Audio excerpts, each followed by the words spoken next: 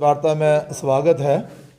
आज के इस प्रेस वार्ता में आप देख रहे हैं कि हमारे साथ जो मीडिया को देखते हैं, मीडिया सेक्रेटरी श्रीमान डॉक्टर प्रदीप जी और हमारे ऑफिस सेक्रेटरी श्रीमान तिलकराज गुप्ता जी हमारे साथ बैठे हुए हैं।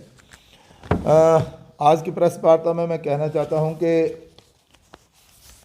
देश के प्रधानमंत्री नरेंद्र भाई मोदी जी के नेतृत्व में जो सरकार चल रही है, लगभग 10 साल पूरे होने को आए हैं और इन 10 सालों में हमारी बहन निर्मला सीतारमण जो वित्त मंत्री हैं, उन्होंने जो छठा बजट जो है लगातार वो पेश किया है और मुझे लगता है कि ये भी अपने आप में एक रिकॉर्ड है। और इसके साथ ही हमारी जो राष्ट्रपति द्रौपदी मुर्मू जी हैं, उन्होंने भी अपना अभिभाषण जो है वो हमारा वहाँ पर राज्यसभा और लोकसभा के जो हमारे मेंबर पार्लियामेंट हैं, उनको उन्होंने वहाँ पर संबोधित किया।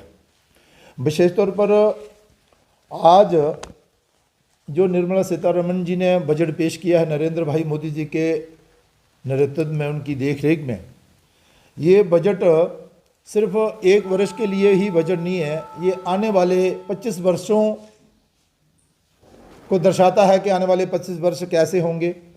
और ये अंतरिम बजट प्रधानमंत्री श्री नरेंद्र मोदी जी के विकसित भारत 2047 के दृष्टिकोण को आगे बढ़ाता है और अगले 23 वर्षों के लिए दिशा निर्धारित करता है। ऐसा बजट जो है वो निर्मला सीतारमण जी ने वहाँ पर पेश किया है। पिछले 10 वर्षों में भारतीय अर्थव्यवस्था को सकारात्मक परिवर्तन देखा गया है। पिछले 10 वर्षों में लोग भविष्य की ओर आशा भरी दृष्टि से देख रहे हैं। आज आप देख रहे हैं कि लोगों को एक आशा देश के प्रधानमंत्री नरेंद्र भाई मोदी जी के प्रति बनी है। 2014 में देश भारी चुनौतियों का सामना कर रहा था। आदरणीय प्रधानमंत्री श्री नरेंद्र मोदी जी की सरकार बनने के बाद पूरे देश में विकास की लहर दौड़ी और लोगों को सरकार पर विश्वास बना, जो आज तक भी बरकरार है। और आप देख रहे हैं कि आने वाले दिनों में लोग दोबारा से देश के प्रधानमंत्री नरेंद्र भाई मोदी जी को देखना चाहते हैं। प्रधानमंत्री श्री नरेंद्र मोदी जी के नेतृत्व में देश ने कोरोना जैसी चुनौतियों का सामना तो किया ही किया और उभर कर विश्व की सबसे बड़ी अर्थव्यवस्था में भी अपनी पकड़ बनाई। पूरे देश को free corona vaccine, free ration प्रधानमंत्री श्री नरेंद्र मोदी जी की डबल इंजन वाली सरकारें जो हैं वो दे रही हैं।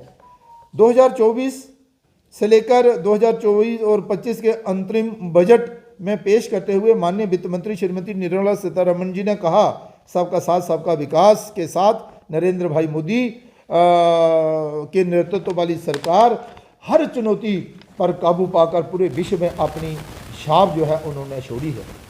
जी 20 की बात आप कर लीजिए। और मैं अब कुछ बिंदुओं पर आपसे चर्चा करना चाहता हूँ। बजट 24-25 में रक्षा मंत्रालय को दिया गया है, वो रिकॉर्ड बना रहा है कि भाई 6.21 लाख करोड़ रुपए से अधिक का आवंटन जो है वो रक्षा मंत्रालय को किया गया है।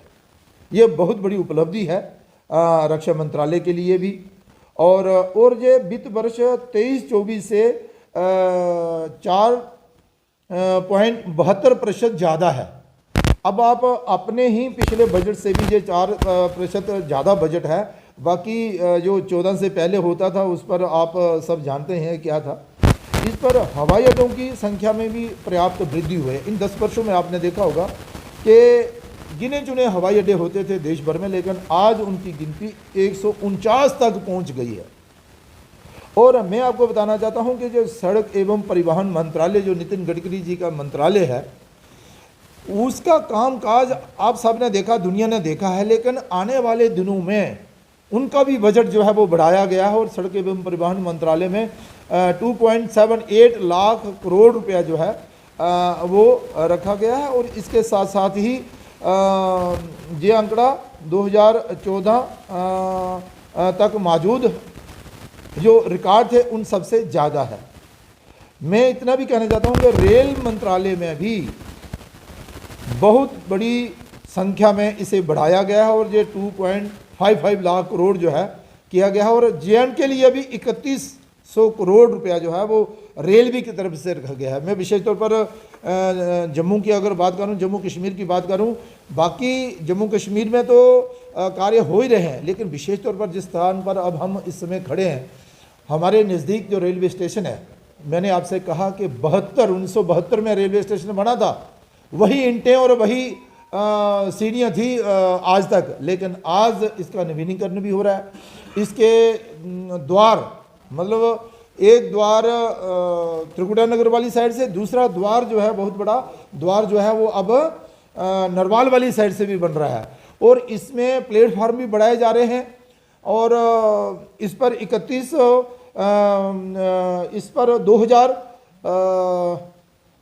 2200 करोड़ रुपया जो है वो लगेगा। लेकिन इसके साथ ही मैं कहना चाहता हूं कि ये जो रेलवे की अगर मैं बात करूं तो 40,000 सामान्य रेल बोगी जो है वंदे भारत रेलगाड़ी के मानकों के हिसाब से यहाँ पर जो रेलों के साथ जो है वो जोड़ी जा रही हैं। इसके अलावा बजट में बहुत सारे प्रावधान ऐसे रखे गए हैं, लेकिन विशेष तौर पर 34 लाख करोड़ की सामाजिक कल्याण लाभ सीधे प्रधानमंत्री जनधन खातों में स्थानांतरित किए जा रहे हैं, जो डिजिटल माध्यम से लोगों को जो है वो सीधा जिसका फ़ायदा जो है वो मिल रहा है।